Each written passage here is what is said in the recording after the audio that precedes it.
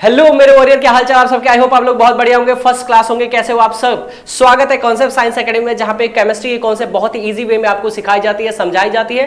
तो अभी तक हमने बहुत ही अच्छे तरीके से 7 लेक्चर कंप्लीट कर लिया विद क्वेश्चंस प्रैक्टिस के साथ। हमने टॉपिक तो कंप्लीट किया है, लेकिन साथ साथ में उस टॉपिक के क्वेश्चंस भी हमने कंप्लीट किया है, ताकि कॉन्सेप्ट और कॉन्सेप्ट कैसे यूज करना है वो चीजें हमने आपको बहुत अच्छे तरीके से समझा दिया और बता दिया है। आज जो हमारा टॉपिक होने वाला है वो बहुत ही इंपॉर्टेंट है। भले ही एक क्वेश्चंस आते हैं एमसीक्यूज में, लेकिन काफी इंपॉर्टेंट होता है। अगर कॉन्सेप्ट आपको नहीं पता होता है तो आने वाले टाइम में आपको बहुत ज्यादा प्रॉब्लम्स फेस करना पड़ेगा। चाहे वो आप एल्कोहल फिनोल ईथर पढ़े, चाहे एल्डिहाइड कीटोन कार्बोक्सिलिक एसिड पढ़े, हर एक चैप्टर एक दूसरे से रिलेटेड है। जो बच्चा हेलोल्केन हेलोरीन बहुत ही अच्छे तरीके से कर लेगा, उसका एल्कोहल फिनोल बहुत बहुत ईजी होकर जाएगा। मतलब बहुत जल्दी वो क्या कर लेगा, कंप्लीट कर लेगा, क्योंकि हर चैप्टर एक दूसरे क्या है, रिलेट करता है एक दूसरे से। ठीक है, सो आज हम जो टॉपिक पढ़ने वाले हैं वो टॉपिक है physical properties of haloalkane and haloarene. यहां से एक क्वेश्चन आपके एमसीक्यूज में आएगा, आपके एग्जाम में आएगा, तो इसे बहुत ही अच्छे तरीके से ध्यान से समझे और पढ़े। ठीक है, कॉपी पेन लेके बैठ जाए। शुरू करते हैं आज का लेक्चर, जो कि बहुत ही इंटरेस्टिंग होने वाला है, बहुत ही प्यारा होने वाला है।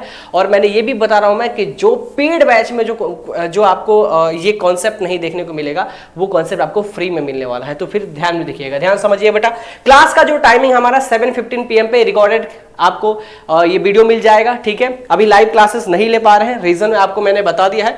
ठीक है, अभी सुनो ध्यान से। फिजिकल प्रॉपर्टीज ऑफ हेलोल्केन हेलोअरीन करने वाले हैं। जैसे कि हमने जितने भी टॉपिक अभी तक क्लियर कर लिया, वैसे ही बहुत ही प्यारा तरीके से ये भी टॉपिक हम क्लियर करेंगे। ठीक है, और एक इंपॉर्टेंट बात, कुछ बच्चों ने जीमेल पे मैसेज किया है कि सर हमारे यहाँ सोल्यूशन भी चैप्टर कंप्लीट हो गया है, अल्कोहल फिनोल ईथर भी कंप्लीट हो गया है स्कूल में। ठीक है, सो प्लीज यूटी आने वाला है उनका, तो प्लीज आप उस पर जल्दी जल्दी वीडियो लेके आए।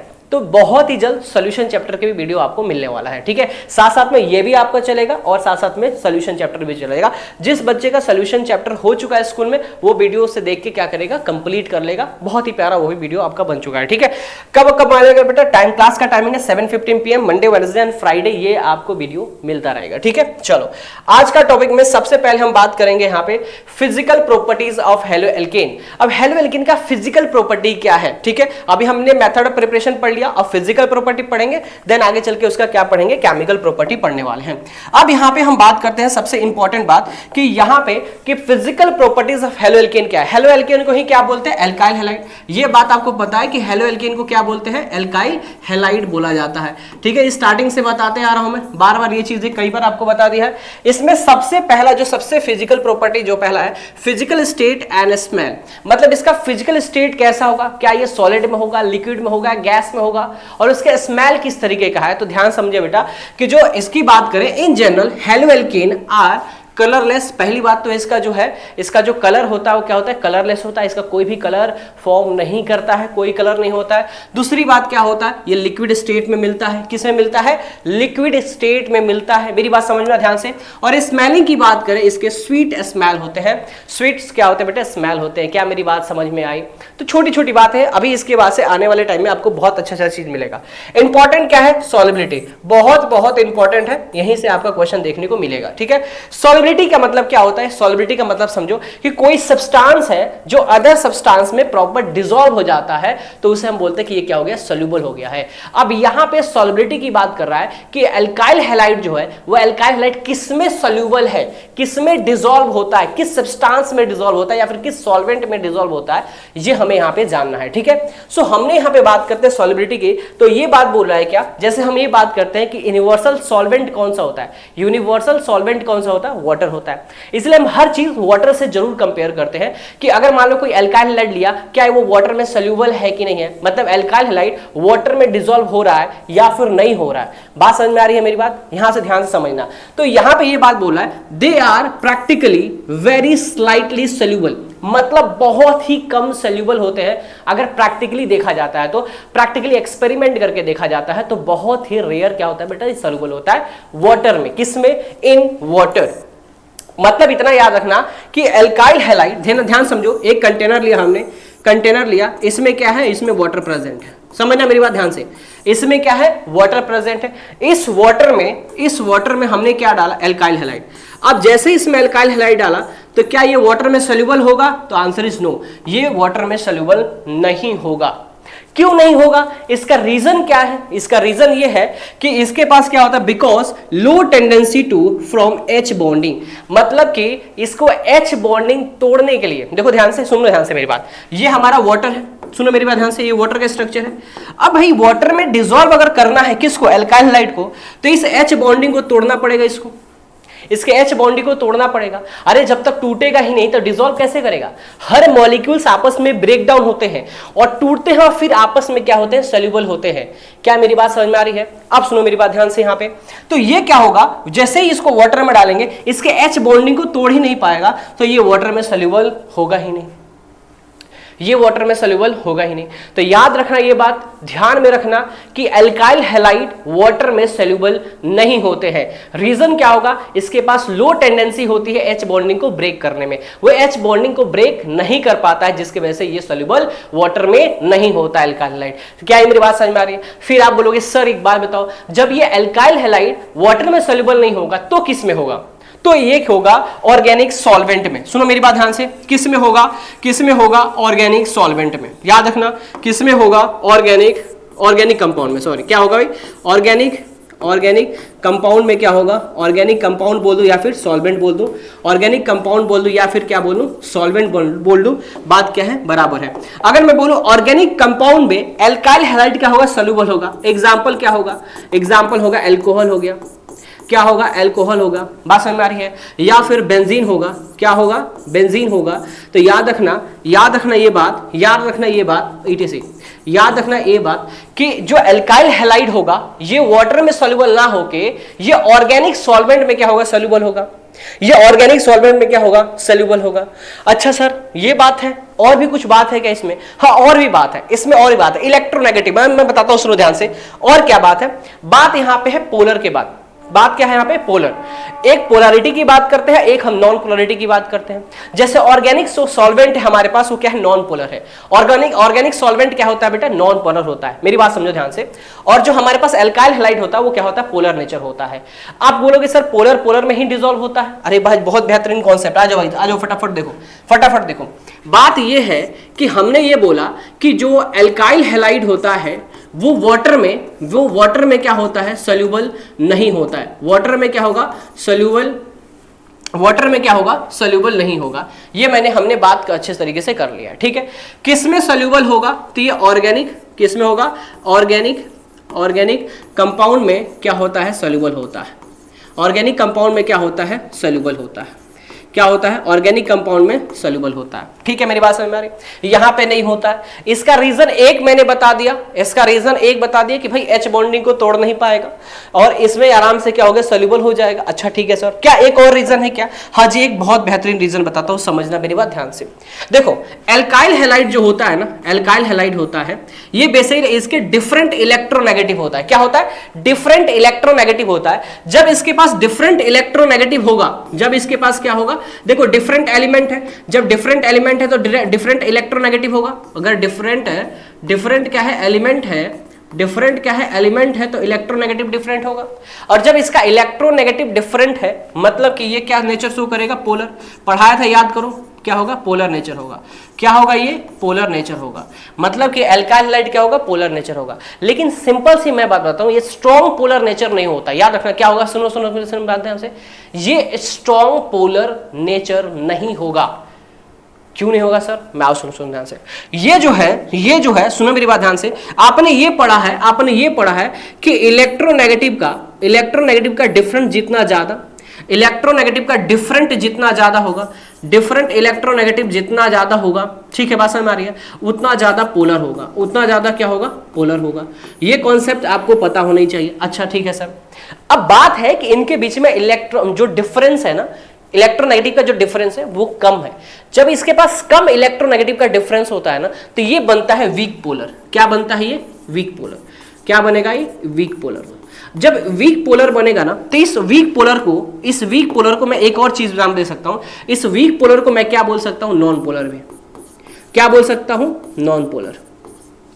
क्या मेरी बात समझ में आ रही है? सुनो मेरी बात ध्यान से, ये बहुत इंपॉर्टेंट कॉन्सेप्ट है, बहुत इंपॉर्टेंट कॉन्सेप्ट। क्या बोला मैंने, एल्काइल डिफरेंट इलेक्ट्रोनेगेटिव है, देखो ऐसा फील करो, पढ़ाई ऐसा हो रहा है तो ऐसा फील करो जैसे कि ऑफलाइन बैच हो रहा हो, ऑफलाइन क्लास चला, उस तरीके से फील करके पढ़ाई करो, ठीक है। क्योंकि मैं बार बार रिपीट कराता हूं चीजों को, बार बार रिपीट कराता हूं कि सुनो समझो। तो क्या होगा, alkyl different electronegative, different electronegative तो पोलर नेचर शो करेगा, लेकिन क्या ये स्ट्रॉन्ग पोलर नेचर शो करेगा? क्या ये स्ट्रॉन्ग पोलर नेचर शो करेगा क्या? तो आंसर इज नो, ये स्ट्रॉन्ग पोलर नेचर शो नहीं करेगा। क्यों नहीं? क्योंकि एल्काइल हैलाइड के बीच का जो डिफरेंस है इलेक्ट्रोनेगेटिव का वो क्या है, कम है। जब कम इलेक्ट्रोनेगेटिव का डिफरेंस होता है तो कम पोलरिटी शो करता है, मतलब ये क्या हो जाएगा, नॉन पोलर, मतलब कि वीक पोलर, सॉरी क्या हो जाएगा, वीक पोलर। जब ये वीक पोलर बनेगा तो इस तरह से एक तरह से बोल सकते हैं कि क्या है, नॉन पोलर है। क्या है, नॉन पोलर है। अच्छा, ऑर्गेनिक कंपाउंड जो होता है ये क्या होता है, नॉन पोलर होता है। ऑर्गेनिक कंपाउंड जो होता है क्या होता है, नॉन पोलर होता है। किसमें, नेचर में। अच्छा सर ये बात है, हाँ जी सर ये बात है। अब एक कॉन्सेप्ट बहुत अच्छा आया था, एक कॉन्सेप्ट बहुत अच्छा आया था। क्या कॉन्सेप्ट था, यहां पे इंपॉर्टेंट पॉइंट, इंपॉर्टेंट पॉइंट क्या होगा, इंपॉर्टेंट पॉइंट। क्या इंपॉर्टेंट पॉइंट है यहां पे, समझो मेरी बात ध्यान से, समझो मेरी बात ध्यान से, एक सेकंड रुको, इसको अच्छे तरीके से यहां पे करते हैं, यहां पे कर देते हैं, कोई दिक्कत। अब सुनो ध्यान से, अगर मैं यहां पे बात करूं, एक इंपॉर्टेंट पॉइंट है, इंपॉर्टेंट पॉइंट। क्या इंपॉर्टेंट पॉइंट होने वाला है, तो इंपॉर्टेंट पॉइंट ये होने वाला है कि हमें ये पता है, क्या पता है हमें, कि जो पोलर होता है वो पोलर में क्या होता है, डिसॉल्व होता है, ठीक है। तो क्या होगा, पोलर डिसॉल्व, पोलर डिसॉल्व किसमें, पोलर में। मतलब पोलर जो होगा, पोलर सल्यूट जो होगा, पोलर सॉल्वेंट में क्या होगा, डिसॉल्व होगा। मैं ऐसा बोल सकता हूं, पोलर जो सल्यूट होगा, बहुत अच्छी बात है, polar solute dissolve in polar solvent. समझना मेरी बात ध्यान से। नॉन पोलर जो होता है, सेकंड पार्ट क्या हो रहा है, जो नॉन पोलर होता है, नॉन पोलर, तो नॉन पोलर क्या होगा, डिसॉल्व होगा, dissolve non polar, non polar. क्या मेरी बात समझ में आ रही है, नॉन पोलर सॉल्वेंट। अब यहां पे मेरी बात समझना ध्यान से, इंपॉर्टेंट बात क्या है कि मैंने बोला कि पोलर डिसॉल्व करता है पोलर में, मतलब लाइक डिसॉल्व करेगा लाइक में, अनलाइक डिसॉल्व करेगा अनलाइक में। इसका मतलब पोलर डिसॉल्व करता है पोलर में। अब आप देखो ध्यान से, जो वाटर होता है, सुनो मेरी बात ध्यान से, वाटर जो होता है ये क्या होता है, पोलर नेचर का होता है। क्या होता है, पोलर नेचर का होता है। इसका मतलब अगर वाटर पोलर नेचर का होता है, वाटर क्या होता है, पोलर नेचर का होता है। Of course water polar nature का होता है। अगर वाटर पोलर नेचर का हो रहा है तो हम ये तो बोल सकते थे ना कि एल्काइल हैलाइड क्या होगा, एल्काइल हैलाइड क्या होगा, इसमें वाटर में डिसॉल्व होना चाहिए, वाटर में डिसॉल्व होना चाहिए, लेकिन ऐसा नहीं हो रहा है, ऐसा नहीं हो रहा है। एल्काइल हैलाइड पोलर है, वाटर भी पोलर है, और हमें ये पॉइंट पता है कि पोलर जो होता है वो पोलर में डिसॉल्व होता है। अब यहां पे ये पोलर है, ये पोलर है, ये तो डिसॉल्व ही नहीं हो रहा है। जब ये डिसॉल्व नहीं हो रहा है, और ये डिसॉल्व कैसे देखा गया कि नहीं हो रहा है, एक्सपेरिमेंट करके देखा गया। जब एक्सपेरिमेंट किया गया तो ये डिसॉल्व नहीं हो रहा, तब ये बताया गया यहाँ पे कि कुछ तो प्रॉब्लम है, कुछ तो इसमें गड़बड़ है। तो पता चला ये बात कि जो एल्काइल हैलाइड बनता है ना वो वीक पोलर होता है, और वीक पोलर को हम क्या बोल सकते हैं, नॉन पोलर बोल सकते हैं। जब वीक पोलर को हम नॉन पोलर बोल सकते हैं, इसका मतलब ये नॉन पोलर में डिसॉल्व होगा, नॉन पोलर में क्या होगा, डिसॉल्व होगा। अब ये खतरनाक चीज देखो है, कोई नहीं बताएगा भाई, मैं सच बता रहा हूं, नहीं बताया कोई। ये चीज इतना प्यारा चीज है। तो मैंने यहां पे जो पॉइंट बताया कि alkyl halide weak polar form करेगा, और वीक पोलर के वजह से इसको हम नॉन पोलर बोल सकते हैं। और ये नॉन पोलर जब हो गया तो नॉन पोलर में क्या होता है, डिसॉल्व होता है। इसका मतलब नॉन पोलर जो हुआ क्या हो गया, हमारे पास ऑर्गेनिक कंपाउंड हो गया। क्या हो गया, ऑर्गेनिक कंपाउंड हो गया। क्या यहां तक मेरी बात समझ में आई? देखो भाई, क्या मेरी बात समझ में आई, फटाफट बता दो। तो इसका मतलब हमने ये जो बात बोला है, सॉल्युबिलिटी की जो बात बोला है, कि हमने बोला कि भाई यहां पे जो सॉल्युबल होगा वो वाटर में नहीं होगा, स्लाइटली सॉल्युबल, मतलब मिनिमम सॉल्युबल हो रहा है, बहुत मिनिमम, कंप्लीट सॉल्युबल नहीं हो रहा है। कंप्लीट सॉल्युबल जब एक्सपेरिमेंट किया गया तो ऑर्गेनिक कंपाउंड में कंप्लीट सॉल्युबल हो गया। जैसे बेंजीन लिक्विड, बेंजीन में अगर डाला गया अल्काइल हैलाइड को, ये तुरंत सॉल्युबल हो गया, पूरे के पूरे डिसॉल्व हो गया। अच्छा सर, हाँ जी सर, बिल्कुल पूरी अच्छी तरीके से डिसॉल्व हो गया। जब ये पूरी अच्छे तरीके से डिसॉल्व हो गया, फिर ये कहानी बनाया गया कि भाई ये कहानी है, इसमें ये प्रॉब्लम थी इसमें कि भाई ये एल्काइल हैलाइड जो है वीक पोलर बनाया है, और वीक पोलर के बनने की वजह से ही क्या हुआ भाई, ये हमारा नॉन पोलर में कंसीडर किया गया है, और ये हमारा ऑर्गेनिक कंपाउंड में क्या हुआ, सॉल्युबल हो गया। क्या है, फटाफट देख लो, देखो भाई फटाफट देख लो, फटाफट इसका स्क्रीनशॉट ले लेना, बहुत अच्छी चीज बता रहा हूं मैं, फटाफट लो स्क्रीनशॉट ले लो फटाफट, ये इंपॉर्टेंट है भाई, है ना। चल यहां तक अगर तुम्हें समझ में आ गया ना तो बस छोटी छोटी चीजें हो रही है, मजा आ जाएगा, फील आएगा। मैं तेरे को बोला है कि ऐसी केमिस्ट्री पढ़ाऊंगा ना कि एकदम यहाँ छप जाएगा, यहाँ पे छप जाएगा। ऐसा नहीं है कि मैं यहाँ पे ऐसा बस आया और रीड आउट किया और काम कंप्लीट, नहीं नहीं नहीं भाई, पूरे ज्ञान अपना लगा दूंगा मैंने बताया नहीं ये बात, क्योंकि हमें टॉपर बनाना है। ठीक है, आ जाते हैं हम। देखो हमने क्या क्या बात किया, 2 पॉइंट के बारे में हमने बात कर लिया, एक फिजिकल स्टेट के बारे में, स्मेल के बारे में बात किया, सॉल्युबिलिटी के बारे में बात किया, पूरे डिटेल में बात किया। ठीक है, कि इसमें हमने बोला ऑर्गेनिक में क्यों कंपाउंड में सोल्यूबल होता है, तो इसका पूरा का पूरा रीजन तुमको दे दिया भाई कि देख लो ये तुम्हारा रीजन है। अगर मैं थोड़ा सा इसको अलग करूं मैं, ठीक है, समझो मेरी बात ध्यान से, तो कुछ इस तरीके से आपको देखने को ये मिलेगा। ये जो पॉइंट है एक जगह है और ये पॉइंट क्या है, अलग है, मतलब इसी का डेरिवेटिव पॉइंट है, इसी को समझाया जो पॉइंट है। ठीक है, तरीके से लिख लो, जैसे जैसे लिखाते थे वैसे वैसे लिखते जाना है। ठीक है, ओके, नेक्स्ट पॉइंट पे आते हैं, डेंसिटी। तीसरा पॉइंट है भाई, ये हमारा कितना है, 3rd पॉइंट है। 3rd पॉइंट में क्या बोला ये, 3rd पॉइंट पे ये बात बोल रहा है कि अच्छा सर डेंसिटी की बात करें। अच्छा सर ये डेंसिटी का क्या खेल होने वाला, यही तो खेला है बेटा, यही तो क्वेश्चन पूछ सकता है। और ये जेईई नीट में बहुत क्वेश्चन पूछा जाता है, जेईई नीट में इस तरीके का क्वेश्चन बहुत ज्यादा पूछा जाता है। अब क्या है, बोल रहा है कि मोर number of H atom less is density. Ice, ये क्या है बात, हाँ जी सही बात है एकदम। ये तो अभी दिमाग में रखे रहना, क्या दिमाग में रखना है कि अगर डेंसिटी की बात करें, अगर एल्काइल हैलाइड, बेसिकली सुनो मेरी बात ध्यान से, यहां पे बात कर रहे हैं एल्काइल हैलाइड की डेंसिटी की बात कर रहे हैं कि किसका एल्काइल हैलाइड का डेंसिटी अच्छा होगा।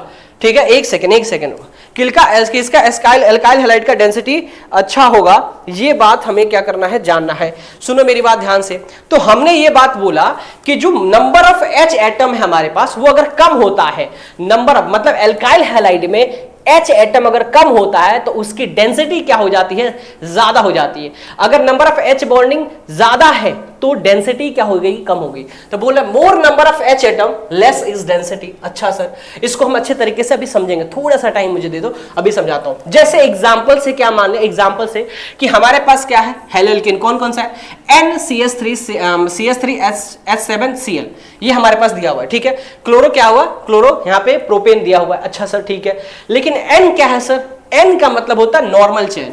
क्या होता है, नॉर्मल चेन, या फिर इसको स्ट्रेट चेन भी बोल सकते हैं कि स्ट्रेट चेन बना है। ठीक है, कोई ब्रांचेस इसमें फॉर्म नहीं किया गया है। ठीक है, आप सुन ध्यान से, आप देखो ध्यान से, ये भी कंपाउंड है, ये भी कंपाउंड है, ये भी कंपाउंड है, मतलब एल्काइल ग्रुप सब सिमिलर है। एल्काइल ग्रुप सब क्या है, सिमिलर है। क्या डिसिमिलर है भाई, यहां पे देखो हाइड्रोजन सिमिलर है, क्लोरीन है, यहां ब्रोमीन है, यहां पे क्या हो गया, आयोडीन हो गया। अब यहां पे आपको यह बताना है कि अगर एल्काइल ग्रुप सेम है, सुन मेरी बात ध्यान से, इंपॉर्टेंट बात बता रहा हूं, पहला एक रीजन है सेम एल्काइल ग्रुप। क्या होगा यहां पे, ध्यान से सुनो, सेम एल्काइल ग्रुप, अगर हमारे पास एल्काइल ग्रुप क्या है, सिमिलर है, और डिफरेंट क्या है हमारे पास, तो डिफरेंट हमारे पास क्या होता है, हाइड्रोजन है। अगर हमारे पास हाइड्रोजन क्या है, डिफरेंट है, दिख रहा है क्या, मैं बोलता जा रहा हूं, सुनो ध्यान से मेरी बात, कि सेम एल्काइल ग्रुप होगा और डिफरेंट अगर हाइड्रोजन होता है तो उसका डेंसिटी किसका सबसे ज्यादा होगा, अभी ऊपर वाले पे ध्यान नहीं देना है, ये लेस देन वगैरह पे ध्यान नहीं देना, बस डेंसिटी का रिएक्टिविटी देखना कि किसकी ज्यादा डेंसिटी है, अब मेरी बात समझो। तो हमने देखा क्या, यहां पे एल्काइल ग्रुप सिमिलर है, ये है, यहां पे भी एल्काइल ग्रुप सिमिलर है, ये दिख रहा है, एल्काइल ग्रुप सिमिलर है, ये दिख रहा है। अब यहां पे जब मेजरमेंट किया गया, जब क्या किया गया भैया, जब ये इसको एक्सपेरिमेंट किया गया तो देखा ये गया कि भाई जो डेंसिटी आ रही है इसमें 0.890, मतलब कि इसमें एल्काइल क्लोरोप्रोपेन में कितना आ रहा है, 0.89 ग्राम पर ml आ रहा है। ठीक है, अब देखो ध्यान से कि जैसा एल्काइल ग्रुप तो सिमिलर है, लेकिन क्लोरीन, ब्रोमीन और क्या है बेटा, आयोडीन है। अब मैं थोड़ा सा एक चीज बता रहा हूं, अगर मैं बात करूं सिर्फ हमारे पास आयोडीन हो, सिर्फ हमारे पास ब्रोमीन हो, सिर्फ हमारे पास क्लोरीन हो और सिर्फ हमारे पास क्या हो, फ्लोरीन हो, अगर मैं इसमें ये पूछूं, अगर मैं इससे आपसे ये पूछूं कि सर आप लोग ये बताओ कि इसमें किसकी डेंसिटी ज्यादा है, किसकी डेंसिटी क्या है, ज्यादा है।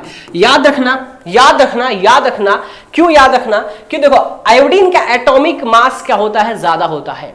आयोडीन का एटॉमिक मास ज्यादा होता है as compare to bromine, chlorine and fluorine का। तो एटॉमिक मास ज्यादा तो डेंसिटी भी क्या होगी, ज्यादा होगी। साइज ज्यादा तो डेंसिटी भी क्या होगी, ज्यादा होगी।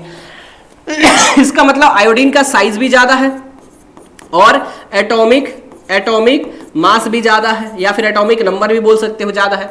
इसका मतलब अगर मैं रिएक्टिविटी की बात करूंगा, डेंसिटी की बात करूंगा, तो भाई ये तुम्हारा डेंसिटी का क्या होगा, ये डेंसिटी का क्या होगा भाई, ये इस तरीके से सीरीज दिया रहेगा, ठीक है। आयोडीन का सबसे ज्यादा डेंसिटी होगा, ब्रोमीन का उससे कम, क्लोरीन का उससे कम, फ्लोरीन का सबसे कम होगा।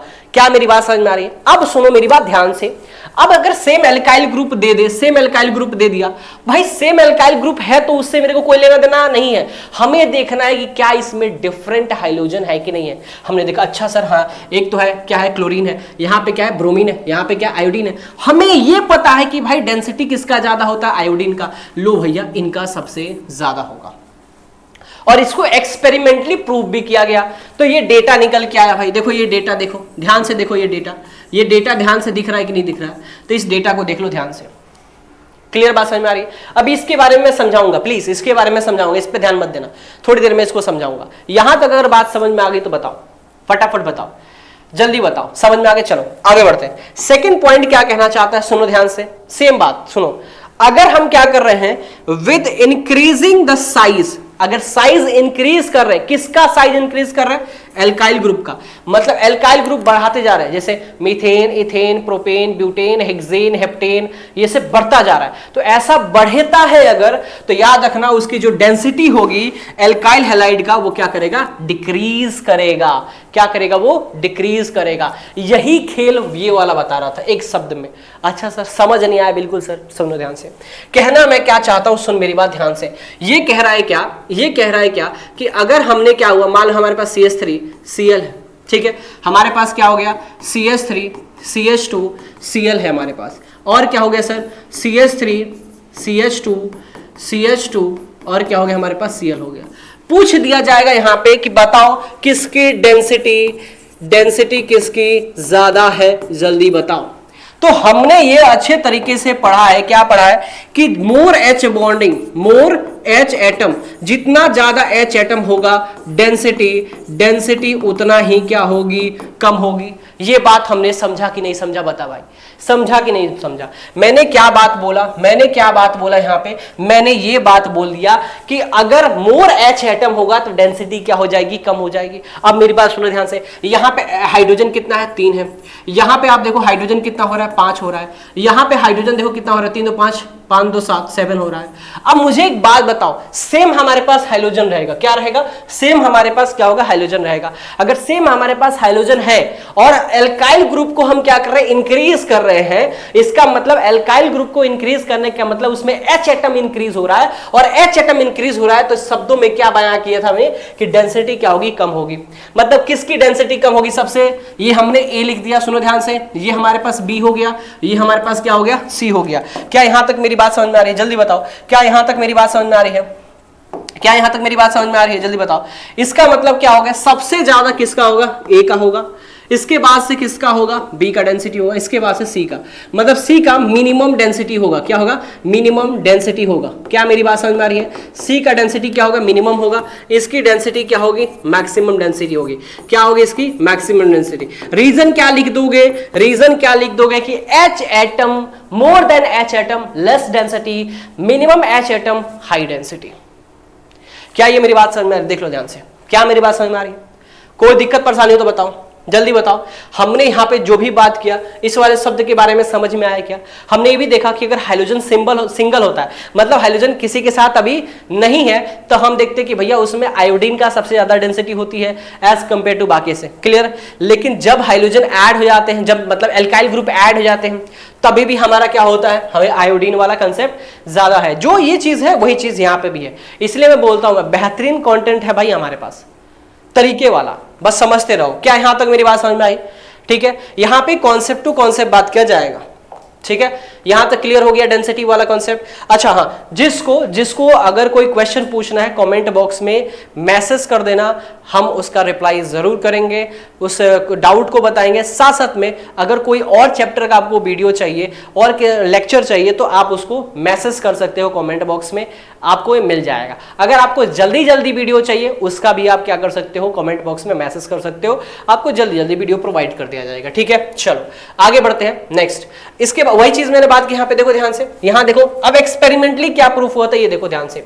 यहाँ पे ये देखो कि यहाँ पे अल्काइल हैलाइड दिया हुआ है, यहाँ पे देखो CH3I है, यहाँ पे CH3CH2I है, मतलब यहाँ पे अल्काइल ग्रुप इंक्रीज हो रहा है, यहाँ पे अल्काइल ग्रुप क्या हो रहा है, इंक्रीज हो रहा है। देखो अल्काइल ग्रुप क्या हो रहा है, इंक्रीज हो रहा है कि नहीं हो रहा है, अल्काइल ग्रुप इंक्रीज हो रहा है कि नहीं हो रहा है। तो जब अल्काइल ग्रुप इंक्रीज हो रहा है तो इसका एक्सपेरिमेंटली किया गया तो ये डेटा निकल के आया। इसका मतलब सबसे ज्यादा क्या होगा, सबसे ज्यादा अगर बात करें तो इसकी डेंसिटी होगी, उससे के बाद इसकी, उसके बाद इसकी, सबसे लास्ट में उसके।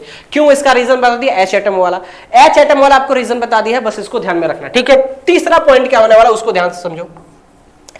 देखो कोई भी ऐसा कॉन्सेप्ट नहीं है जिसको मैं आपको बता नहीं रहा हूं, हर कॉन्सेप्ट को इन डिटेल, इसलिए ज्यादा बड़ा वीडियो बन रहा है। और ज्यादा बड़ा वीडियो बन रहा है तो आप मत ये सोचना कि मैं 1-1.5 घंटे का वीडियो बना के बस जल्दी जल्दी सिलेबस को खत्म कराऊंगा, ऐसा नहीं है, मैं ऐसा कभी नहीं करता, ठीक है।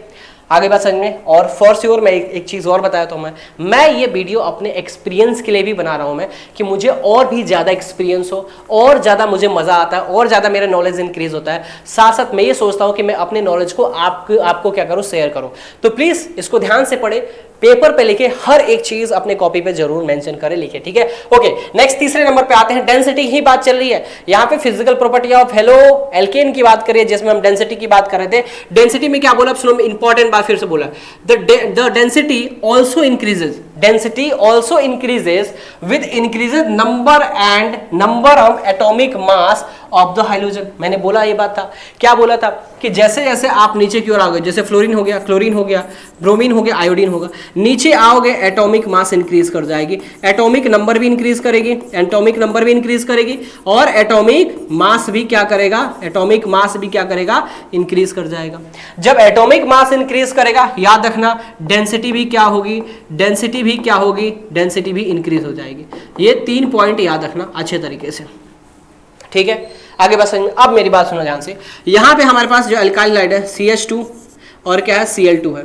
अब देखो ध्यान से, यहाँ पे 2 क्लोरीन है, ठीक है, यहाँ पे आप देखो 3 क्लोरीन है, यहाँ पे 4 क्लोरीन है। तो क्लोरीन की क्वांटिटी बढ़ा दिया मैंने, क्लोरीन की क्वांटिटी क्या कर दिया, बढ़ा दिया मैंने। अगर क्लोरीन की क्वांटिटी बढ़ा दिया मतलब उसका एटॉमिक मास क्या हो जाएगा, इंक्रीज कर जाएगा, और एटॉमिक मास इंक्रीज कर जाएगा तो हम ये बोल सकते हैं, हम ये क्या बोल सकते हैं कि भाई इसका जो हमारा डेंसिटी है वो ज्यादा होगा, इसका डेंसिटी क्या होगा, ज्यादा होगा। क्यों होगा, मैंने बताया एटॉमिक मास इंक्रीज करेगा, क्या करेगा, एटॉमिक मास इंक्रीज करेगा, ठीक है। नोट में करके लिख लेना, इंपॉर्टेंट पॉइंट है भाई, इंपॉर्टेंट पॉइंट है, ठीक है। इंक्रीज करेगा तो डेंसिटी भी क्या करेगी, इंक्रीज कर जाएगी, डेंसिटी भी क्या करेगी, इंक्रीज कर जाएगी। इंपॉर्टेंट पॉइंट देखो ध्यान से, ठीक है। एक्सपेरिमेंटली यहाँ पे आपको दिया हुआ है, देख लो ध्यान से, एक्सपेरिमेंटली भी दिया हुआ है।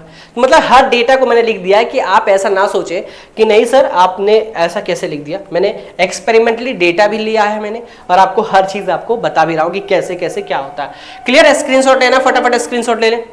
चलो नेक्स्ट आते हैं भाई, फटाफट आते हैं नेक्स्ट पॉइंट पे आते हैं। इसके बाद से अब बात करेंगे मेल्टिंग एंड बॉइलिंग पॉइंट के। खेला क्या खेला हमने, पहला क्या पढ़ा, फिजिकल स्टेट के बारे में पढ़ा हमने, उसके स्मेल के बारे में पढ़ना, इसके बाद से सॉल्युबिलिटी के बारे में पढ़ा, फिर डेंसिटी के बारे में पढ़ा। अब हम आते हैं मेल्टिंग एंड बॉइलिंग पॉइंट के बारे में।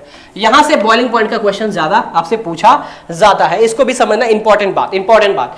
Melting and boiling point high due to the dipole. क्या बात बोल रहा है, सुनो मेरी बात ध्यान से, क्या बोल रहा है, melting and boiling point are high due to polar nature, due to polar nature. अरे जितना ज्यादा पोलर होगा उतना ही डाइपोल ज्यादा होगा, ये भी बात हमने पढ़ा था। अच्छा ठीक है सर, इसके मतलब ये क्या बोल रहा है कि अगर melting point boiling point increase करता है, वो किसके पर्सपेक्टिव से इंक्रीज करता है, ताकि वो जो कंपाउंड होता है वो पोलर नेचर शो करता है। क्या नेचर शो करता है, पोलर। अगर वो पोलर नेचर शो कर रहा है इसका मतलब कि उसका क्या होगा, उसका मेल्टिंग एंड बॉइलिंग पॉइंट भी क्या होगा, हाई होगा। ठीक है, बात समझ में आ रही है। इसके बाद से बोला for the same alkyl group, अगर सेम एल्काइल ग्रुप है, मेरी बात समझो ध्यान से, अगर सेम एल्काइल ग्रुप है तो हमारे पास क्या होगा, Ri हो गया, RBr हो गया, RCl हो गया, RF हो गया, मतलब इसकी मेल्टिंग पॉइंट क्या होगी, बढ़ जाएगी। इसकी मेल्टिंग पॉइंट क्या हो जाएगी, बढ़ जाएगी, और बॉइलिंग पॉइंट भी क्या होगा, इंक्रीज हो जाएगा। क्या बोला नीचे देखो, because with the increase the size, अगर हम साइज को इंक्रीज करें, क्या कर रहे हैं यहां पे ध्यान समझो, because with this increase the size the hydrogen the magnitude of van der Waals forces increases, the boiling point increases। ठीक है, मेरी बात समझो। यहाँ पे बॉइलिंग पॉइंट की बात कर रहे हैं, मेल्टिंग पॉइंट की बात नहीं कर रहे हैं। सुनो मेरी बात ध्यान से, इंपॉर्टेंट बात बता रहा हूं। क्या इंपॉर्टेंट बात है भैया, क्या इंपॉर्टेंट बात है? अगर हम क्या कर रहे हैं, एल्काइल ग्रुप, सुनो मेरी बात ध्यान से, यहाँ पे अगर हाइड्रोजन का साइज इंक्रीज करेगा, मतलब बड़ा अगर साइज होता है, तो बड़ा साइज होने का मतलब उसका मैग्नीट्यूड क्या होगा, ज्यादा होगा। और मैग्नीट्यूड कैसे ज्यादा होगा, उसमें वेंड्रेबल फोर्स, फोर्स ऑफ अट्रैक्शन क्या होगा, ज्यादा होगा। सुनो मेरी बात ध्यान से। आप कहोगे कि सर कैसे बता रहे हो आप? देखो ध्यान से, एक्सपेरिमेंटली प्रूफ हुआ है। वेंड्रेबल फोर्सेस लगेगा उसमें, क्या लगेगा उनके बीच में, वेंड्रेबल फोर्सेस लगेगा। जब उनके बीच में वेंड्रेबल फोर्सेस लगेगा तो उसकी बॉइलिंग पॉइंट क्या हो जाएगी, इंक्रीज हो जाएगी। बस इतना तुम्हें याद रखना है, कोई ज्यादा कुछ चीजें नहीं है, ठीक है। रीजन बता दिया है मैंने इसका, कि इसका बॉइलिंग पॉइंट क्यों ज्यादा होगा, इसका रीजन मैंने आपको बता दिया है, ठीक है। इसको ध्यान में आपको रख के कर लेना है, ओके। नेक्स्ट हमारे बात करते हैं दूसरे नंबर की बात करें, इसमें हम बॉइलिंग पॉइंट की बात कर रहे हैं। दूसरे नंबर की अगर हम बात करते हैं, क्या बोलते हैं, in general the boiling point, जैसे क्लोरीन हो गया, ब्रोमीन हो गया, आयोडीन हो गया, compound increase with the increases the number of hydrogen atom. मतलब हाइड्रोजन एटम को इंक्रीज करते जाओगे। अगर एल्काइल हैलाइड में हाइड्रोजन एटम इंक्रीज करते जाओगे तो उसका बॉइलिंग पॉइंट भी क्या होता जाएगा, इंक्रीज करेगा, क्योंकि एटॉमिक मास ज्यादा, बॉइलिंग पॉइंट भी क्या होगा, ज्यादा होगा। क्लियर बात समझ में आ रही है? तो यहां पे हम बोल सकते, देखो यहाँ पे एक Cl है, यहाँ पे 2 Cl है, यहाँ पे Cl3 है, यहाँ पे क्या Cl4 है। आप देखो कि इसका क्या हो जाएगा, इसका क्या हो जाएगा, यहाँ पे बॉइलिंग पॉइंट सबसे ज्यादा होगा, बॉइलिंग पॉइंट क्या होगा, सबसे ज्यादा होगा। क्लियर बात समझ में आ रही है? चलो फटाफट देख लो। सबसे ज्यादा क्वेश्चन आपको बॉइलिंग पॉइंट से ही पूछा जाता है, इसलिए कंसीडर करना कि भाई बॉइलिंग पॉइंट को ध्यान से समझते रहना, ठीक है।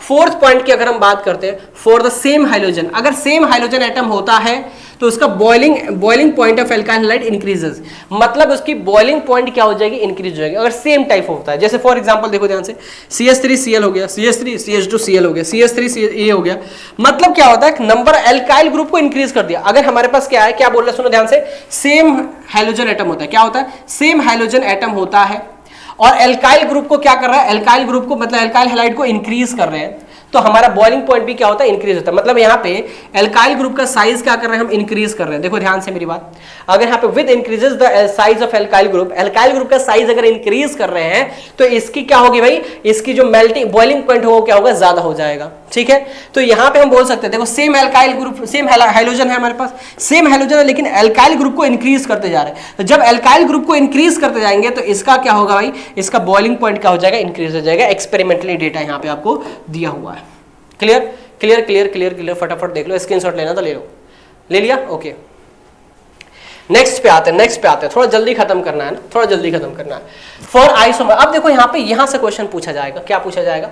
अब देखो एक चीज और है, बॉइलिंग पॉइंट की अगर हम बात करते हैं तो जितना सरफेस एरिया इंक्रीज होता है, याद रखना क्या बोला, सुनो ध्यान से, जितना सरफेस एरिया इंक्रीज करेंगे, ठीक है, जितना सरफेस एरिया अगर इंक्रीज करते हैं तो बॉइलिंग पॉइंट इंक्रीज होता है। याद रखना क्या बोला मैंने, कि अगर सरफेस एरिया इंक्रीज करते हैं तो बॉइलिंग पॉइंट भी क्या होता है, इंक्रीज करता है, ठीक है।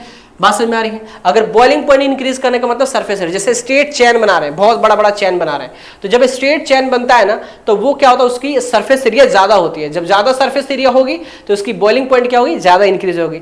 और मान लो कोई ब्रांचेस फॉर्म कर गया, क्या कर दिया, कोई ब्रांचेस अगर फॉर्म कर रहा है, जैसे स्ट्रेट चेन बन रहा है और यहाँ से एक ब्रांच हमारा क्या कर दिया, फॉर्म कर दिया। जब ये ब्रांच फॉर्म कर दिया तो देखो पहले इतना साइज ले रहा था, इतना ज्यादा एरिया ले रहा था, अब सिर्फ इतना ही एरिया ले रहा है। इसका मतलब क्या, सरफेस एरिया कम हो रहा है। सरफेस एरिया कम होने का मतलब होता है कि इसकी बॉइलिंग पॉइंट भी क्या होगी, कम होगी। याद रखना, सरफेस एरिया अगर कम होता है तो इसकी बॉइलिंग पॉइंट भी क्या होगी, बॉइलिंग पॉइंट भी कम हो जाएगी।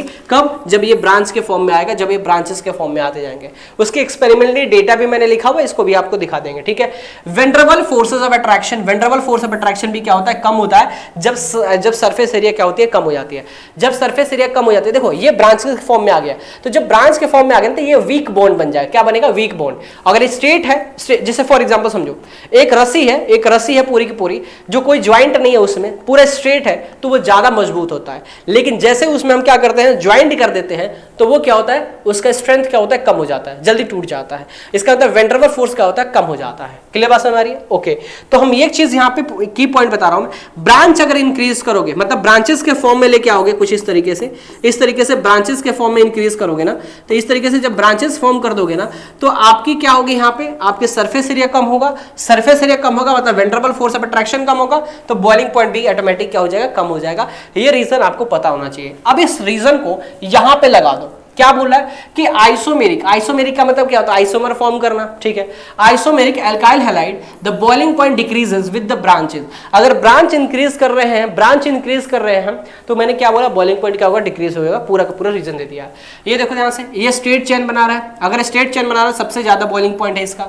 ये देखो ध्यान से, ब्रांच फॉर्म कर दिया यहाँ पे देखो, तो इसका बॉइलिंग पॉइंट क्या होगा, कम हो गया।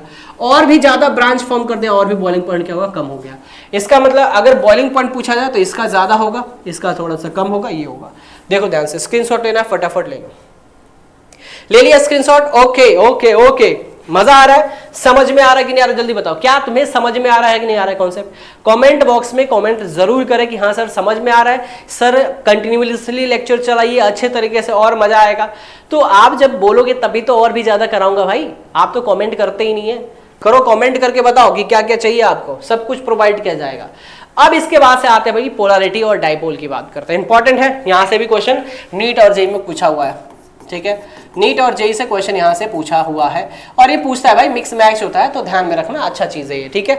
क्या बोला यहाँ पे कि पोलैरिटी की बात करते हैं और डाइपोल की बात करते हैं। आपको पता है कि जितना ज्यादा पोलर उतना ज्यादा डाइपोल, जितना ज्यादा पोलर उतना ज्यादा डाइपोल, लेकिन एक जगह गड़बड़ होगा, एक जगह गड़बड़ होगा, थोड़ी देर में बता रहा हूं, सुनो ध्यान से। क्या बोला यहाँ पे, the carbon hydrogen bond the haloalkane is polar because of electronegative different between the carbon and the halogen, ठीक है। we move from F to I। Sir क्या हुआ, समझ नहीं आया? अच्छा, कह रहे भाई समझा चुका हूं मैंने अभी पीछे समझाया कि भाई अगर हमारे पास डिफरेंट एलिमेंट आती है तो इलेक्ट्रोनेगेटिव डिफरेंट हो जाती है, और जब इलेक्ट्रोनेगेटिव डिफरेंट होती है तो उस कंपाउंड को क्या बोलते हैं, पोलर। अरे जल्दी बताया कि नहीं बताया ये बात, जल्दी बताओ, पोलर बोलते हैं। अब यहां पे देखना है कि अगर हमारे पास क्या हो, RF दिया हो, अगर हमारे पास RCl दिया हो, हमारे पास RBr दिया हो, और हमारे पास क्या हो, RI दिया हो, तो कौन सबसे ज्यादा पोलर नेचर होगा, ठीक है। पहली तो इलेक्ट्रोनेगेटिव की बात कर दी हमने, ये हमारे पास हाइड्रोजन दिया हुआ है, देखो ध्यान से, ये हाइड्रोजन हमारे पास दिया हुआ है, और ये इसका क्या दिया हुआ है, इलेक्ट्रोनेगेटिव दिया हुआ है, मतलब फ्लोरीन का इलेक्ट्रोनेगेटिव सबसे ज्यादा होता है, ठीक है। फ्लोरीन का इलेक्ट्रोनेगेटिव सबसे ज्यादा होता है। इसके बाद से क्लोरीन का 3 होता है, ठीक है। क्लोरीन का कितना होता है, 3 होता है, एंड ब्रोमीन का 2.8 होता है, आयोडीन का 2 क्या होता है, 5 होता है। Is that clear? अब सुनो ध्यान से मेरी बात। अगर डाइपोल की मैं बात करूं, यहाँ पे डाइपोल की बात करूं मैं, तो सबसे ज्यादा अगर डाइपोल की बात करूं तो किस में आता है, RCl में आता है। क्या होता है भाई, RCl में सबसे ज्यादा डाइपोल आता है, ठीक है। जब ये एक्सपेरिमेंट किया गया, वैसे तो मैं ये सब चीज पढ़ाई से पढ़ा रखा हूं बेटा, आप जाके देखो ध्यान से। मैंने क्या बोला था कि एक्चुअली में इसका इलेक्ट्रोनेगेटिव ज्यादा होना चाहिए। हमने क्या बोला, जितना ज्यादा इलेक्ट्रोनेगेटिव, ऊपर में लिखाता हूं, सुनो मेरी बात ध्यान से, सुनो मेरे बेरों आजा मेरी कहां, सुनो ध्यान से। अगर इलेक्ट्रोनेगेटिव क्या होगा, ज्यादा होगा, तो यहाँ पे पोलरिटी ज्यादा होगा, मतलब पोलरिटी क्या होगा, ज्यादा होगा। ये मेरी बात समझ में आ रही है? ये आप की पॉइंट सब लिखते रहना भाई, की पॉइंट लिखते रहना, बहुत बहुत बहुत इंपॉर्टेंट है की पॉइंट। अब मेरी बात सुनो, तो एक्चुअली में ये होना चाहिए कि इलेक्ट्रोनेगेटिव ज्यादा तो पोलरिटी ज्यादा, तो RF में ज्यादा पोलरिटी होना चाहिए, इलेक्ट्रोनेगेटिव ज्यादा है तो। इसके बाद से बात करते हैं RCl हो गया, फिर बात करते हैं RBr हो गया, ठीक है, फिर हम बात करेंगे क्या, RI हो गया। ऐसा एक्चुअली में ऐसा हमारा डाइपोल मोमेंट का क्या होना चाहिए, ऐसा डाइपोल, पोलरिटी ज्यादा, अच्छा पोलरिटी ज्यादा तो डाइपोल भी ज्यादा, क्या होगा, डाइपोल भी क्या होगा, ज्यादा होगा। लेकिन अगर ऐसा क्या हुआ, साइंटिस्ट ने सोचा कि एक्चुअली में ये डाइपोल अगर हमारा क्या होता है, इलेक्ट्रॉन ज्यादा, पोलरिटी ज्यादा तो डाइपोल मोमेंट ज्यादा, इसका मतलब कि ये हमारा सीरीज होना चाहिए एक्चुअली में, कि इसका डाइपोल सबसे ज्यादा होना चाहिए, फ्लोरीन का, RF का डाइपोल सबसे ज्यादा होना चाहिए।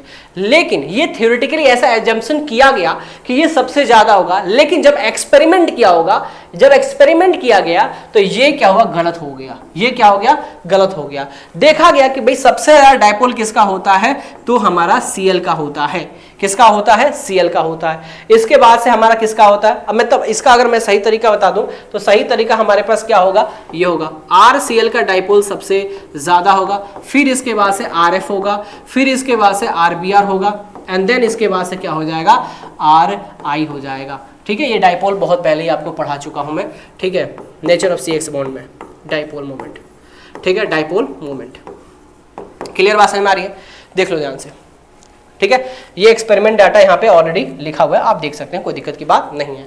यहां तक क्लियर हो गया भाई, क्लियर हो गया, ठीक है, ये कॉन्सेप्ट क्लियर हो गई। पोलरिटी ज्यादा होगी तो ये होगी, तो समझ में आ ही गया होगा, तो ज्यादा कुछ कहने की जरूरत नहीं है। ठीक है, अब यहाँ पे बॉन्ड लेंथ की बात करें, भाई पढ़ा रखा हूं बॉन्ड लेंथ, किसका बॉन्ड लेंथ सबसे ज्यादा होगा, आर का बॉन्ड लेंथ सबसे ज्यादा होगा, इसके बाद से आरबीआर होगा, इसका बॉन्ड सबसे ज्यादा होगा, फिर आरसीएल होगा, इसका बॉन्ड उससे कम होगा, आरएफ हो गया सबसे कम होगा। अब सर कैसे कैसे, अरे भैया आयोडीन का साइज क्या होता है, ज्यादा होती है, साइज ज्यादा होगा तो बॉन्ड लेंथ क्या होगा, ज्यादा बनेगा, साइज ज्यादा तो बॉन्ड लेंथ ज्यादा। पढ़ा चुका हूं, इसको पढ़ा चुका हूं भाई, याद रखना। रीजन क्या हो सकता है, साइज इंक्रीज होता है, रीजन क्या होता है, साइज इसका इंक्रीज हो जाता है। ठीक है, चलो अब हम बात करते हैं, यहां पे हमने हेलो एल्केन का फिजिकल प्रॉपर्टी खत्म कर दिया। अब हेलो एरीन का फिजिकल प्रॉपर्टी स्टार्ट, ये बहुत जल्दी खत्म होगा भाई, देख ध्यान से, इधर से क्वेश्चन आता है, इधर जल्दी आओ भाई, जल्दी आओ, देखो देखो क्या है, physical properties of hello arene. ठीक है, अच्छी बात है, क्या कहना चाह रहा है, these are the generally colourless liquid crystalline solid, मतलब कि ये क्या होता है, सॉलिड में भी होता है, क्रिस्टलाइन सॉलिड फॉर्म करता है। क्रिस्टलाइन का मतलब जैसे शुगर होता है ना, शुगर आपने देखा होगा, चीनी जो देखा होगा, उस तरीके का क्रिस्टलाइन इस तरह से फॉर्म करता है। लिक्विड भी होता है, सॉलिड में भी होता है, और ये क्या होता है, कलरलेस होता है। क्लियर बात समझ में आ रही है, क्या हो रहा है, ये कलरलेस होता है। इज दैट क्लियर, जल्दी बताओ, क्लियर हो रहा है, बात समझ में आ रही है, ओके ठीक है सर समझ में आ रही है। दूसरी बात करते हैं, they aryl halide are heavier you than the water, these are the insoluble in water but is the soluble in organic solvent। फिर से वही बात, अब एल्काइल हैलाइड भी सोल्यूबल नहीं हो रहा था, सुन मेरी बात ध्यान से भाई, एल्काइल हैलाइड भी वाटर में सोल्यूबल नहीं हो रहा था, और एराइल हैलाइड भी सोल्यूबल नहीं हो रहा। इसका रीजन क्या है कि ये वाटर से ज्यादा हैवी है, वाटर से, ये वाटर से क्या है, वाटर जो है उससे ज्यादा हैवी कौन है भाई, एराइल हैलाइड है, तो ये क्या होगा, सोल्यूबल होगा क्या, नहीं होगा। सिंपल सी बात है कि ये सोल्यूबल नहीं होगा। क्लियर बस में आ रही है, इसका मतलब ये किसमें सोल्यूबल होगा, ये भी ऑर्गेनिक सॉल्वेंट में सोल्यूबल होगा। क्या होगा, ऑर्गेनिक सॉल्वेंट में क्या होगा, सोल्यूबल होगा।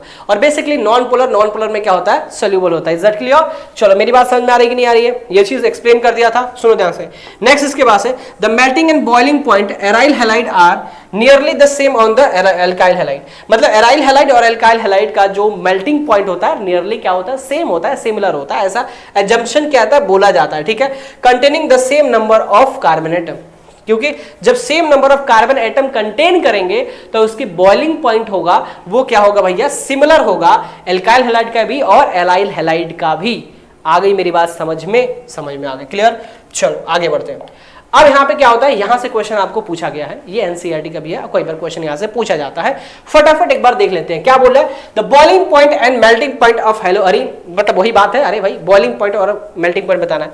अब देखो ध्यान से, ये हमारे पास बेंजीन है, क्या हमारे पास बेंजीन है, क्लोरीन लगा है, क्लोरीन लगा है यहाँ पे, ये हमारे पास कहाँ लगा है, ऑर्थो पे, कहाँ लगा है, ऑर्थो पे, ये कहाँ लगा है, मेटा पे लगा है, ये कहाँ लगा है, पैरा पे लगा है। कि नहीं मेरे साथ समझ में आ रही है। लेकिन याद रखना कि जब बॉइलिंग पॉइंट की जिक्र किया जाए, जब बॉइलिंग पॉइंट की बात किया जाए, इस तरह के कंसीडर अगर इस तरीके का दिया हुआ है, तो जब बॉइलिंग पॉइंट की बात किया जाए तो सबसे ज्यादा अगर बॉइलिंग पॉइंट, तो यहाँ पे लिख लेना किसकी बॉइलिंग पॉइंट सबसे ज्यादा होगी, किसकी बॉइलिंग पॉइंट सबसे ज्यादा होगी, तो पहले यहाँ पे पैरा की होगी, फिर इसके बाद से हमारा क्या आ जाएगा, यहाँ पे ऑर्थो का आएगा, फिर क्या आएगा, लास्ट में मेटा चला जाएगा। बॉइलिंग पॉइंट की बात करें तो ऐसा क्यों होता है सर, क्या दिक्कत है ऐसा कि सबसे ज्यादा पैरा का बॉइलिंग पॉइंट होता है। ठीक है, मेल्टिंग पॉइंट की अगर बात करता हूं, सुनो मेरी बात ध्यान से, मेल्टिंग पॉइंट की बात करता हूं, यहाँ पे क्या होगा, सबसे पहले ऑर्थो आएगा ना, क्या आएगा यहाँ पे, ऑर्थो आ जाएगा। देखो ध्यान से कि ऑर्थो का हमारा क्या है, सबसे कम है, हाँ पैरा आएगा सबसे पहले, फिर इसके बाद से हमारा क्या आएगा, अरे ऑर्थो पैरा, एक ऑर्थो 4 3, एक सेकंड, उसमें अगर बात करो भाई, देखो ध्यान से, इसमें थोड़ा सा दिक्कत की बात है। बॉइलिंग पॉइंट की बात करूं तो ऑर्थो आएगा सबसे पहले, एंड देन इसके बाद से पैरा आएगा, इसमें पैरा आएगा, ऑर्थो आएगा, क्या होगा, मेटा होगा। ऐसा क्या रीजन है सर, क्या रीजन है, समझो मेरी बात ध्यान से। इसका रीजन ये है कि इनके बीच में क्या लग रहा होगा, स्टेरिक हिंड्रेंस लग रहा होगा, इनके बीच में भी स्टेरिक हिंड्रेंस लग रहा होगा, इसके बीच में भी स्टेरिक हिंड्रेंस लग रहा होगा। थोड़ी मेरी बात समझना, क्या लग रहा होगा, स्टेरिक हिंड्रेंस। अब स्टेरिक हिंड्रेंस क्या होता है भाई, फोर्स ऑफ रिपल्शन। क्या होता है, फोर्स ऑफ रिपल्शन। ये इसको रिपल्शन कर रहा होगा, ये इससे रिपल्शन, ये इससे रिपल्शन कर रहा होगा। ठीक है, ओके ठीक है। देखो इसमें क्या होता है, जब ये रिपल्शन करता है तो बहुत मिनिमम रिपल्शन करता है, इसमें रिपल्शन करता है लेकिन ये थोड़ा सा कम, इसमें ज्यादा हो रहा है। मैं बताऊंगा इसका रीजन क्या है, थोड़ी देर में बता रहा हूँ, सुन ध्यान से। एक्चुअली में ये क्या होता है, सिमेट्रिकल होता है। क्या होता है ये, सिमेट्रिकल होता है। जब सिमेट्रिकल होता है वो ज्यादा स्टेबल होता है, और जितना ज्यादा क्या होता है, सिमेट्रिकल होता है, याद रखना, जितना ज्यादा सिमेट्रिकल होगा उसका मेल्टिंग पॉइंट भी उतना क्या होगा, ज्यादा होता है। अगर मेल्टिंग पॉइंट का कॉन्सेप्ट बताऊं मैं, क्या मेल्टिंग पॉइंट का कॉन्सेप्ट बताऊं, तो मेल्टिंग पॉइंट का रीजन क्या है, मेल्टिंग पॉइंट का रीजन क्या है कि भाई सिमेट्रिकल स्ट्रक्चर होगा, सिमेट्रिकल स्ट्रक्चर अगर होता है तो मेल्टिंग पॉइंट क्या होते हैं, ज्यादा होती है। और बॉइलिंग पॉइंट की बात करें, स्टैटिक हिंड्रेंस आ जाता है भैया, इसमें स्टैटिक हिंड्रेंस कम लग रहा है, सुनो ध्यान से भाई, इसमें स्टैटिक हिंड्रेंस ज्यादा, तो ज्यादा स्टैटिक हिंड्रेंस तो बॉइलिंग पॉइंट क्या होगा, ज्यादा। फिर इसके बाद से पैरा आता है, मेटा हमेशा लास्ट होता है, मेटा हमेशा क्या करते हैं, लास्ट में रहते हैं। ये कंसीडर आप याद करके रखना, याद कर लेना, ठीक है। ये ज्यादा क्वेश्चन आपसे पूछा जाता है, ठीक है, जाता है। Okay okay okay. इसके बाद से बात करते हैं यहाँ पे, द सेम हाइड्रोजन, वही चीज यहाँ पे लिखा हुआ है भाई, देखो, the same hydrogen atom, the melting point and boiling point increases as the size of the aryl halide. मतलब कि यहाँ पे एराइल हैलाइड का क्या होता है, इंक्रीज करेगा, एराइल हैलाइड इंक्रीज कर रहे हैं, अगर बॉइलिंग पॉइंट मेल्टिंग पॉइंट भी क्या करेगा, इंक्रीज करेगा, अगर same number of hydrogen atom रहेगा तो। क्लियर बात समझ में आ रही है। लेकिन इसका बॉइलिंग पॉइंट क्या होता है, डिफरेंट होता है, याद रखना। एक मेल्टिंग पॉइंट डिफरेंस होता है, क्या होता है, मेल्टिंग पॉइंट डिफरेंट होता है, बॉइलिंग पॉइंट भी क्या होता है, एक दूसरे से डिफरेंट होता है। तभी तो यहाँ पे देखो ध्यान से, यहाँ पे देखो मेल्टिंग पॉइंट का अलग सीरीज है, बॉइलिंग पॉइंट का क्या अलग सीरीज है, देख लो। अब बात करते हैं यहाँ पे, सिंपल सी बात है, यहाँ पे देखो बॉइलिंग पॉइंट की बात करते हैं और डाइपोल की बात, दोनों एक ही साथ कर लेते हैं। अगर हमारे पास बेंजीन है और मतलब सेम एल्काइल हैलाइड हमारे पास, सेम एराइल हैलाइड है हमारे पास, सेम एराइल हैलाइड नहीं, हैलाइड सेम नहीं है, एराइल ग्रुप क्या है हमारा, सेम है, लेकिन हैलाइड जो है वो डिफरेंट है। तो अगर डिफरेंट हैलाइड होगा तो इसका सेम हमारा होगा कि भाई आयोडीन का साइज बड़ा है तो मेल्टिंग पॉइंट इसका मतलब बॉइलिंग पॉइंट इसका ज्यादा होगा। ये चीजें हमने आपको पढ़ा रखा है, ठीक है। डाइपोल की अगर हम बात करते हैं, डाइपोल की अगर बात करते हैं तो डाइपोल सबसे ज्यादा इसी का होगा, ठीक है ना, बात समझना। ये चीजें आपको क्या होना चाहिए, याद रखना चाहिए। ये तो सिमिलर ही होता है थोड़ा, ठीक है, अरे भाई ठीक है, ये हमारा क्या हो जाएगा, सिमिलर हो जाएगा, ठीक है। यहाँ पे हमारा क्या हो जाएगा, इस सिमिलरिटी बिहेव करेगा, इस तरीके से आप देख सकते हैं। तो ये चीजें आप एक बार देख लेना, ठीक है। थक गया। इसमें भी देख लो भाई, अगर डाइपोल की बात करते हैं, सिमेट्रिकल है, सिमेट्रिकल जब होता है, सिमेट्रिकल होता है तो हमारा जो हमारा डाइपोल होता है वो क्या होता है, जीरो होता है। कैसे, ये अपोजिट डायरेक्शन में फोर्स अप्लाई कर रहा होगा, देखो ध्यान से, ऊपर की ओर फोर्स अप्लाई कर रहा है, नीचे की ओर फोर्स अप्लाई कर रहा है, ये एक दूसरे से क्या होता है, कैंसिल आउट होते हैं। मतलब इनका जो फोर्स होता है, फोर्स ऑफ रिपल्सन, वो क्या होता है, कैंसिल आउट हो जाता है, तो डाइपोल क्या होता है, जीरो होता है। इसमें कुछ ना कुछ डाइपोल होगा जो एक्सपेरिमेंटली यहाँ पे लिखा गया है, इसका डाइपोल इतना होता है, ये लिखा हुआ है। डाइपोल के हिसाब से आप बॉइलिंग पॉइंट मेल्टिंग पॉइंट भी बता सकते थे। और सुनो ध्यान से, अगर हम बात करते हैं डाइपोल मोमेंट के बाद, अगर आपको एंगल दिया हो, फॉर एग्जांपल क्या दिया हो, एंगल, ये कितना होता है, 180 डिग्री होगा। देखो ध्यान से, ये कितना होता है, एक तरह से ऐसे कंसीडर करता हूं मैं, फॉर एग्जांपल ऐसे करता हूं मैं, ये हमारा 60 होता है, ये कितना होता है हमारे पास, ये हमारे पास 120 होता है। आप यहां पे ये देखो ध्यान से, अगर ये 120 है, ये हमारे पास 60 है, ये हमारे पास क्या 180 है, तो याद रखना डाइपोल मोमेंट कम होता है कब, जब बॉन्ड एंगल बढ़ती है। जितना ज्यादा बॉन्ड एंगल होगा, जितना ज्यादा क्या होगा, बॉन्ड एंगल होगा, डाइपोल मोमेंट उतना ही क्या होगा, कम होगा। आप देखो बॉन्ड एंगल सबसे ज्यादा क्या 180 डिग्री, सबसे कम डाइपोल मोमेंट है यहाँ पे। यहाँ पे देखो बॉन्ड एंगल 120, डाइपोल में देखो कम है यहाँ पे, और बॉन्ड एंगल 60, डाइपोल मोमेंट ज्यादा है यहाँ पे। इसका मतलब ये क्या होता है, क्या होता है, सुनो मेरी बात ध्यान से। तो यहाँ पे हम बोल सकते हैं, अगर डाइपोल की बात करें तो, किसकी बात करूं मैं, डाइपोल की बात करूं मैं, तो डाइपोल में सबसे ज्यादा डाइपोल किसका आएगा, ऑर्थो वाले का आएगा, फिर इसके बाद से किसका आएगा हमारे पास, मेटा वाले का आएगा, फिर इसके बाद किसका आएगा लास्ट में, पैरा वाले का आएगा। देख लो मेरी बात ध्यान से, एंगल के हिसाब से बात करें, मतलब हर जगह नोट आपको लिखा हुआ है भाई, हर जगह आपका रीजन लिखा हुआ, हर जगह आपको बताया गया है, ठीक है। क्या यहां तक मेरी बात समझ में आ रही है, चलो।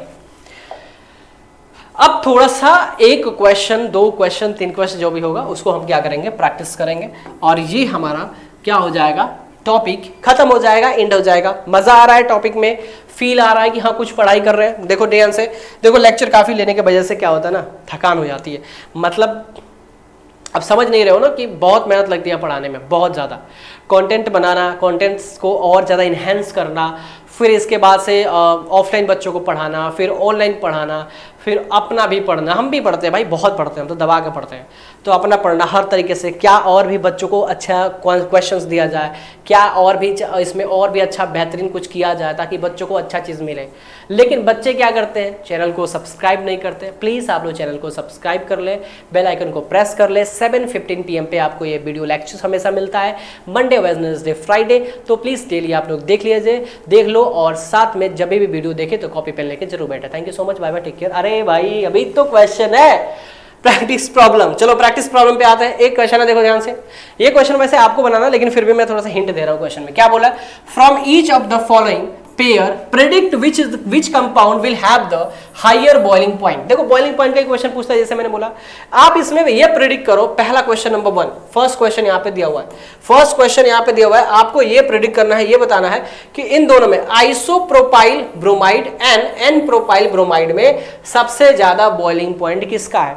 तो मैंने ये चीज बताया था कि जहां पे ब्रांचेस दिख जाए, अगर कहीं पे ब्रांच होता है, समझो मेरी बात ध्यान से, ब्रांच जितना ज्यादा होगा, ठीक है, उसकी बॉइलिंग पॉइंट उतना ही क्या होगी, कम होगी। आप देखो आइसोप्रोपाइल लिखा है, तो आइसो मतलब ब्रांच ही तो फॉर्म कर रहा है। आइसो मतलब क्या है, ब्रांच फॉर्म कर रहा है। और एन प्रोपाइल मतलब ये स्ट्रेट चेन है, कोई ब्रांच फॉर्म, नो ब्रांच, कोई ब्रांच फॉर्म नहीं करना, ये नॉर्मल चेन फॉर्म करता है। क्या करता है? नॉर्मल चेन फॉर्म करता है। अगर ये नॉर्मल चेन है, इसका मतलब इसका बॉइलिंग पॉइंट सबसे ज्यादा होगा। Is that clear? देखो मैं तो कुछ बना नहीं रहा, यहीं से बता रहा हूं मैं आपको। मैंने क्या बोला, जो आपको कॉन्सेप्ट सिखाऊंगा उसको किस तरीके से क्वेश्चन में यूज करना, वो चीजें आपको सिखा रहा हूं मैं। नेक्स्ट क्वेश्चन देखो क्या बोला है यहाँ पे, ब्रोमो इथेन, ठीक है, आयोडो इथेन। अब देखो ध्यान से, इथेन है हमारे पास, क्या है हमारे पास यहाँ पे, इथेन है। यहां पे भी हमारे पास इथेन है। क्या डिफरेंस है यहाँ पे? तो हाइड्रोजन डिफरेंस है। यहाँ पे देखो हाइड्रोजन ब्रोमीन है, यहाँ पे आयोडीन है। और आपको पता है आयोडीन का बॉइलिंग पॉइंट सबसे ज्यादा होता है। तो यहाँ पे फिर से आंसर क्या हो जाएगा, आयोडो इथेन। क्या हो जाएगा, आयोडो इथेन हो जाएगा। क्या यहां तक मेरी बात आपको समझ में आ रही है? अब ये दो क्वेश्चन